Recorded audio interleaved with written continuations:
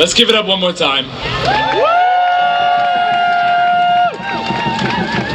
Now, when we come here today, it isn't only about Brexit. It isn't only about EU migrants. It isn't only about refugees. When we're here out on the streets, we're doing it as a collective front. We're here standing up for anyone who is ever oppressed, any type of migrant. And this is what we always need to remember. We are only as strong as all of us coming down on the streets every day and demanding that our rights are given to us. And that's what we always need to remember. Our next speaker came here as a refugee herself to this country at the age of 7 and has made her way up to be the president of the National Union of Students. Can we give it up to President Malia Bouattia.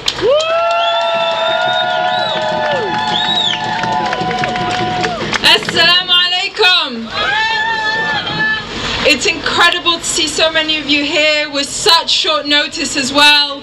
I know that many are wondering why it is that we keep finding ourselves on Parliament Square protesting, shouting, marching and demanding that this government ensures the safety and future of all migrants in the UK. We're here because our state and many around the world are attempting to divide us by scapegoating migrants for all our problems.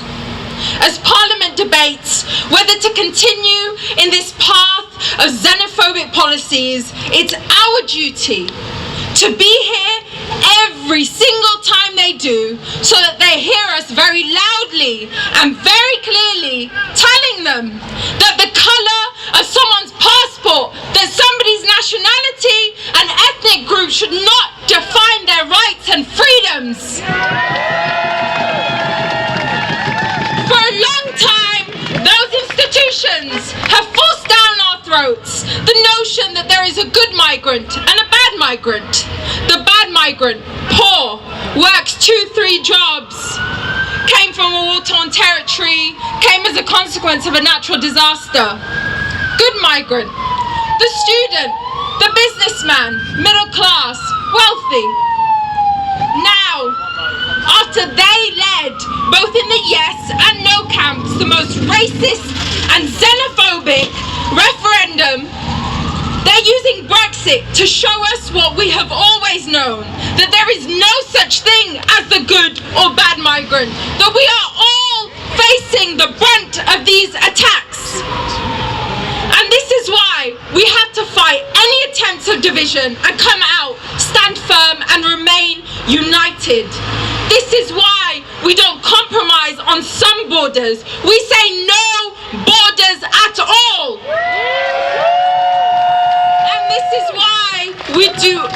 This is why we don't select which migrants to defend. Today, we're here protesting for EU migrants. Tomorrow and every day that follows, we will continue to be there for all migrants, no matter their circumstances.